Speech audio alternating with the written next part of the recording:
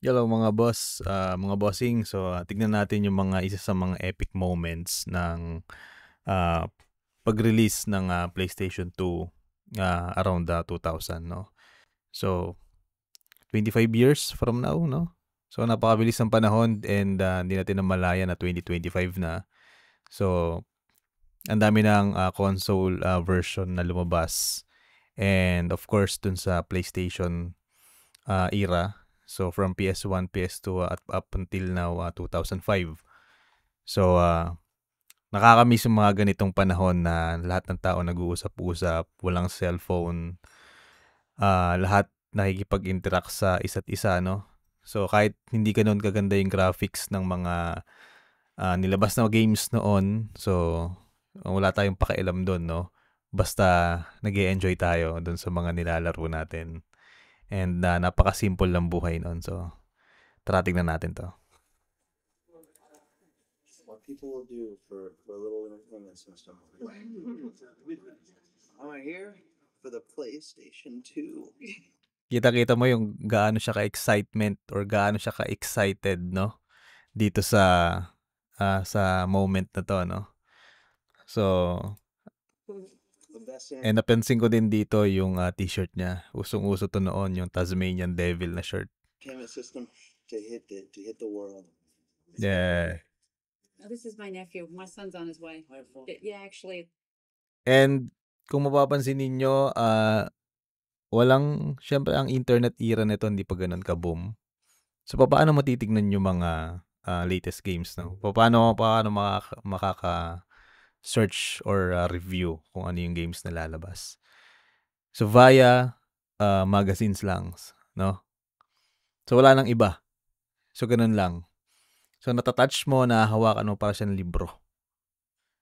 And, yun yung mga panahon na hindi ganun kabilis yung information tulad ngayon. Isang click mo lang sa internet, makikita mo na kagad iba-ibang klaseng reaction, videos, or anything na makikita mo, no? So, kaya minsan nakaka-confuse din yung sa sobrang dami ng information, no? So, na-information overload tayo.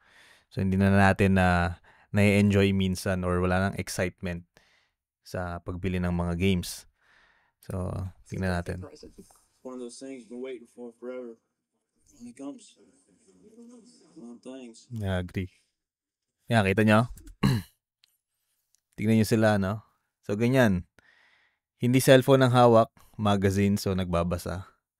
So, maganda pa ang comprehension ng mga kabataan noon.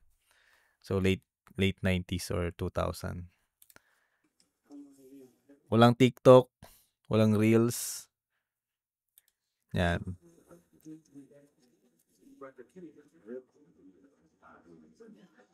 It's next evolution of PlayStation, and they're doing it right from the beginning. Backward compatibility, allowing you to play the old games, so PlayStation. Yeah. So, backward compatibility, so meaning to say, pwede mo laruin yung mga old games tulad ng mga games ng PS1. To buy new game cartridges. SMITTIE. Smith. Yeah. And sa mga hindi nakakaalam, paano ka mag-save ng games, looking back, no, from PS1 to PS2. So, ang 15 or I think, if I'm not mistaken, so 10 or 15 MB lang per memory card yung gamit namin nun. So, ganun ka-optimize or I mean, hindi ganun kalaki yung mga files na kailangan mo pang i-download yung mga games tulad ngayon, ano? So, like 50, 85, or sometimes umabot ng 90 gig, no? Lalo na yung mga Call of Duty. Pero ito yung mga era na bilhin mo yung games, salpak mo, then ready to go ka na. Alright, everybody, got 15 seconds here. Want to get a countdown from me? Let's go! Let's go! 10, 9. Parang Apple, no? Apple release, no? Nung nilabas yung iPhone.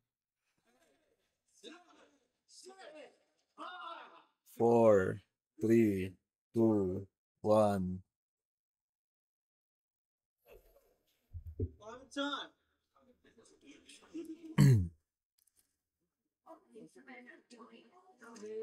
Parang siyang data blitz, no? Sa panahon natin, yung GameStop, para siyang Data Blitz locally, no, sa Pilipinas. Like that whenever they bring it up to the register. Mhm. Take Gary over there. How are you doing this morning? Yeah, yung box na blue na to, no? So, it reminds me, no, yung first console na nagkaroon kami. Of course, yung PS1, pero yung PS2. So, ibang klaseng nostalgia feeling siya. I understand you were like the very first one. I've been waiting for a while Uh-huh. because I read PlayStation magazines and then Ah. I read the concept of it. Then it said check your local video game store, see if you can reserve. Mhm. Just having Kumbaga pre-order, no? Kumbaga sa atin, naka-pre-order na sila. an arcade inside your room, maybe even better than arcade graphics in your room. Pero yun, napakaganda na ng graphics nan that time na yun, no? Kasi nung PS1 or kung yung mga unang console talaga tulad ng mga family computer, no? So as in talagang 2D games yan. So nung nagkaroon ng PS2, I think PS1 okay na rin yung graphics niya. Pero nung dumating yung PS2, doon na nagkaroon ng iba-ibang klaseng type of games na malalaro mo. So napakaganda ng marketing na ginawa ng Japan dito, no? So hindi lang sa US, hindi lang sa GameStop, I think sa Japan marami rin or nag-boom, talaga sumabog din talaga yung sales ng PlayStation 2. And give us PlayStation legit.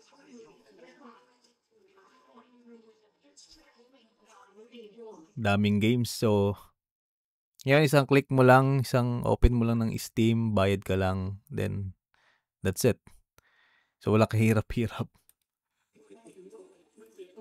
Kaya mas preferred din talaga ng karamihan na gamer or yung mga tao, mas preferred nila yung physical disc pa rin.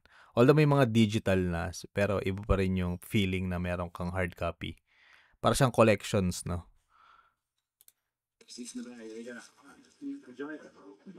Yeah. Yeah, boy. First console. You gotta ask for it by name. Really? They don't have one of each. Oh, I see. Then, ito rin isa ko na sa napansin, no? Pag bibili ka ng games, para siyang DVD or movie na DVD. So, binabasa mo muna yung nasa likod kung ano yung summarize nung story, no? So, ganun siya. Pero ngayon kasi minsan sa pag-digital mo kasi binili, minsan download mo na, then play mo na kagad. So, unlike dito, basahin mo muna yung likod, and then bago mo siya ma-play, 'di ba? Usually wala naman silang mga trailer pa nun eh. So, babasahin mo sa magazines and babasahin mo yung summarize story ng Time limit and all. I played a demo of it. It was really good. I wonder how yeah, demo. gonna be a place. Oh yeah, I'm not even sleep, so You didn't pay. And sa Pilipinas, makakabili ka ng mga games before from PS1 to PS2 ng mga pirated games, no? So, medyo mura or cheap yung affordable yung mga games before kasi kayang i-pirate. Pero pag bumili ka ng mga original games nito, so medyo may kamahalan, no? Pagka medyo, syempre, student pa lang kami noon, no? So, wala pang masyadong budget. Kaya, nauso yung mga pirated games. Pero nung lumabas yung PlayStation 3, wala na. So, parang hirap ng makapag-pirate ng games that time.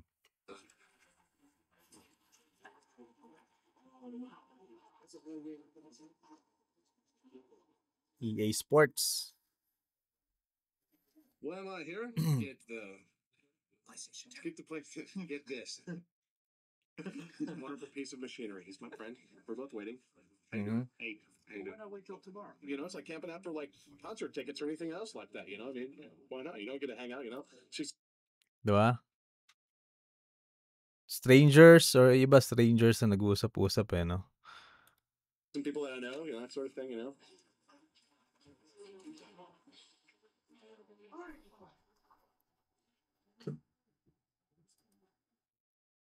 Ayun. So, quick review lang dito, no? So, napakasarap balikan itong mga panahon ng 2000.